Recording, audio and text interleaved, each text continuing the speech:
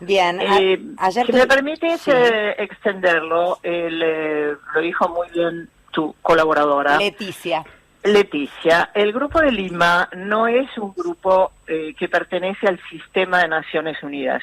Es un grupo ad hoc, un grupo subalterno, creado con el propósito explícito de debilitar la integración regional de América Latina y el Caribe. Esto no es una visión conspirativa, está escrito en la primera carta de Lima del año 2007, cuando el grupo fue organizado por Macri, Bolsonaro y otros gobiernos de derecha de la región, Lenín Moreno, el gobierno de Honduras, etcétera. Está escrito el propósito, es el de desconocer el gobierno constitucional del presidente Maduro y promover un cambio de régimen, ¿no? El cambio de régimen es como llama Estados Unidos, por ejemplo, las guerras que ha iniciado en Oriente Medio. Se llaman así, guerras de cambio de régimen, regime change wars. Cuando no se hacen con tanques, se hacen o se intentan hacer por otras vías. Nadie puede desconocer que el afán de Estados Unidos no se trata de proteger los derechos humanos, porque si no estarían preocupados también por los derechos humanos en Brasil, en Chile, en Colombia, en Honduras, en El Salvador. Evidentemente no se trata de eso, sino se trata de una aspiración por quedarse con el petróleo de Venezuela, con lo cual también son bastante explícitos, ¿no? Entonces, al crear este grupo subalterno, lo que se intentó muy claramente fue desarticular la UNASUR, la Unión de Naciones Suramericanas, la Comunidad de Estados Latinoamericanos y Caribeños, que eran dos organismos supranacionales que se crearon en la década pasada y funcionaron muy bien, y reunir a los aliados regionales de los Estados Unidos con el objetivo de erosionar al gobierno de Venezuela y de provocar un cambio de régimen. De modo que la salida de la Argentina del Grupo de Lima, aunque desde mi punto de vista muy demorada, es una buena noticia para la Argentina y es una buena noticia para la democracia y es una buena noticia para la región. Leticia Martínez quiere hacer una pregunta. Alicia, sí, en ese sentido planteaba usted que es una respuesta tardía. Es verdad que se esperaba que incluso cuando apenas asumiera Alberto Fernández se avanzara en ese sentido. ¿Por qué cree que se hace ahora? Bueno, eso se lo tiene que preguntar a la Cancillería. Yo estoy satisfecha de que por fin, más de un año después, se escuchó mi consejo, mi advertencia, mi señalamiento. ¿Por qué creo que se hace ahora? Habría que preguntarle al canciller Solá. En todo caso, la pregunta sería por qué no se hizo antes, ¿no? Mire, no lo sé, por eso le digo, yo no hablo de las intenciones de otros, eso lo tiene que preguntar a la Cancillería. Pensemos cómo está constituido hoy en día el Grupo de Lima. El anfitrión, que era el presidente de Perú, Vizcarra, está depuesto. Lenín Moreno está de salida, ¿no? Con un enorme desprestigio en el Ecuador, ha sido un traidor a la causa latinoamericana, el entregador de Assange a los Estados Unidos, realmente un personaje siniestro. Lenín Moreno está de salida. Esperamos que se puedan finalmente realizar las elecciones en Ecuador, a pesar de que Moreno ha puesto muchos obstáculos. Bolsonaro, sabemos que está en fin, qué situación, ¿no es cierto?, en un cementerio a cielo abierto causado por su impericia, por su negligencia en el manejo de la pandemia. El presidente del Paraguay también está desprestigiado, Honduras, etcétera. Añez está presa. Estoy hablando de los fundadores del Grupo de Lima, ¿no? Así que es un grupo que en la práctica está no solo desprestigiado, sino que tiene esos mandatarios que además apoyaron a Guaidó. ¿Cómo podría la Argentina estar apoyando a un presidente autoproclamado? ¿Le guste o no le guste Maduro? No se trata de Maduro. Porque además la Argentina, Federica, Leticia, tiene un extraordinario fundamento en los principios de libre determinación de los pueblos. La Argentina ha hecho doctrina. La Argentina no es cualquier país. Argentina ha hecho doctrina, la doctrina Drago, la doctrina Calvo, con la libre determinación de los pueblos, que es obviamente el fundamento de la democracia, respetar el voto popular, la igualdad jurídica de los estados, es decir, no hay un estado que pueda determinar sobre otro, y la libre determinación de los pueblos, ¿no? Y la no injerencia, el principio de no injerencia en asuntos de terceros países. De pronto la Argentina, con Macri, en el Grupo de Lima, y durante este tiempo en que seguimos en ese nefasto grupo, de pronto la Argentina estaba promoviendo con el Grupo de Lima y también con un grupo internacional de contacto de países europeos, no solo la erosión del gobierno constitucional de Venezuela, estaba convalidando la existencia de un presidente autoproclamado, ¿no? Guaidó como Áñez nunca fueron candidatos a presidente, se autoproclamaron sin un voto. Eso es un antecedente muy riesgoso y que realmente representa el desmoronamiento de las democracias en América Latina, promovidos también por el LOFE y otros mecanismos. Alicia, así que, en síntesis, es una buena noticia, aunque tarde, es una buena noticia salir del Grupo de Lima y encauzarnos en los principios democráticos y de libre determinación de los pueblos, que son principios rectores de las relaciones exteriores de la Argentina. Mario Giorgi, buen día. Alicia, ¿cómo le va? Buen día, Mario, ¿qué tal? Bien, Macri, como acto de campaña, 16 o 15 días antes de la elección presidencial 19, rompe relaciones con Venezuela, siguió sosteniendo, y aún en la Argentina hay medios de comunicación que hablan del gobierno interino de Guaidó. ¿Qué tiene que hacer la Argentina ahora? ¿Tiene que designar primero un embajador en Venezuela, reanudar la vinculación bilateral?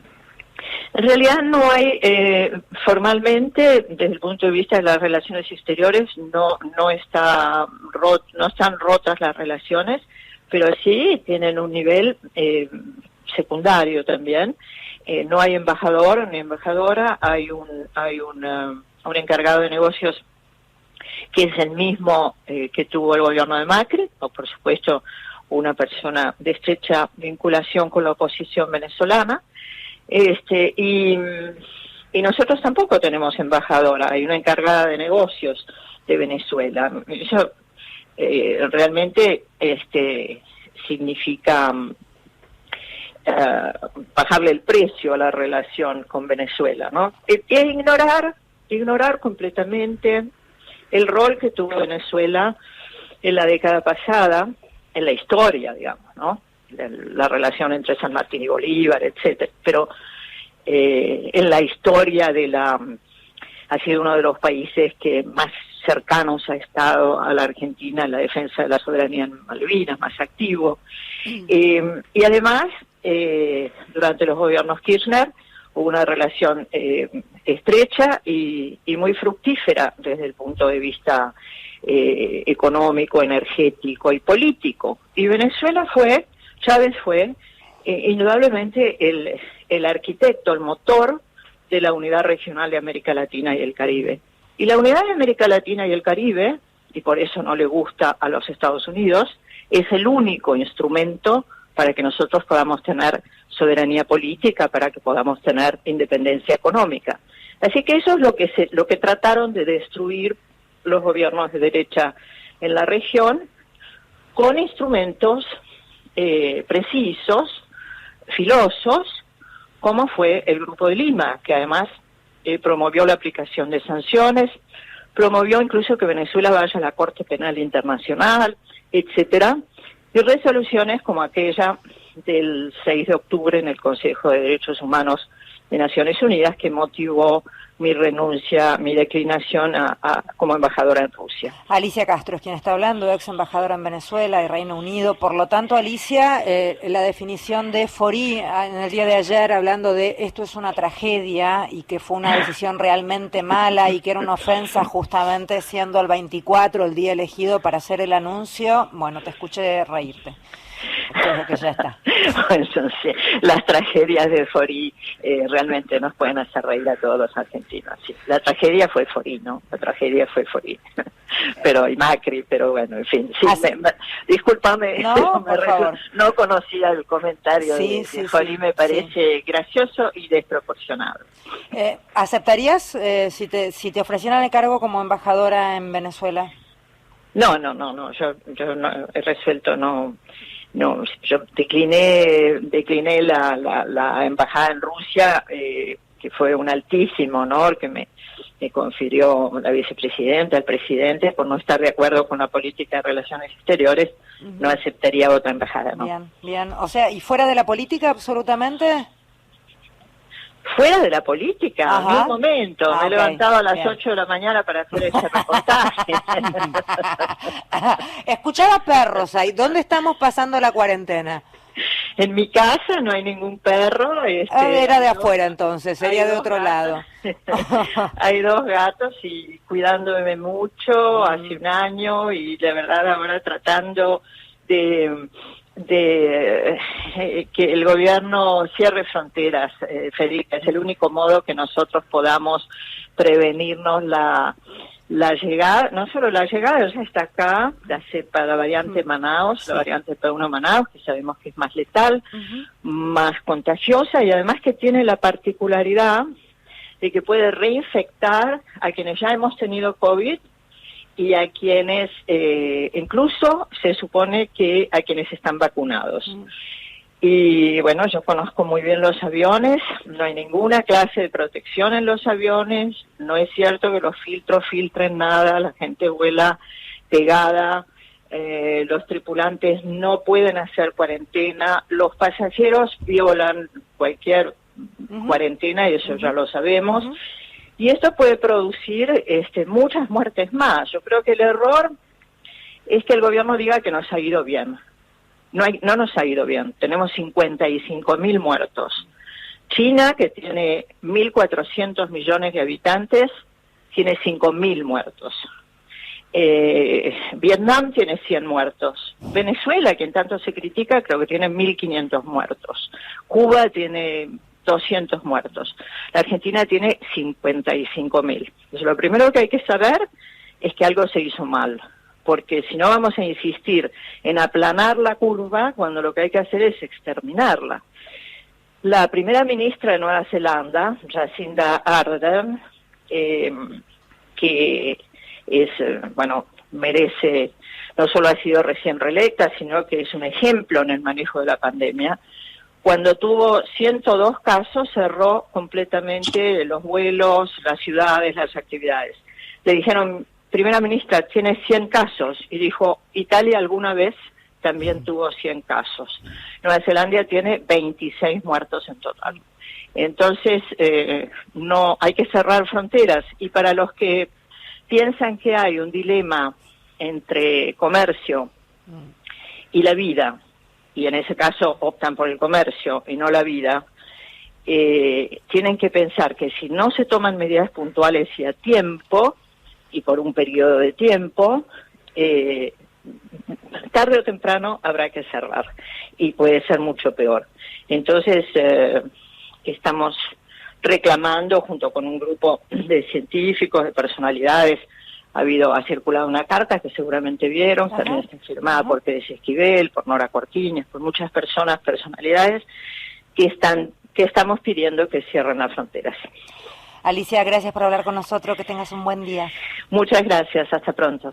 Alicia Castro es quien hablaba, ex embajadora en Venezuela y Reino Unido. Alicia, gracias por hablar con nosotros, que tengas un buen día. Muchas gracias, hasta pronto.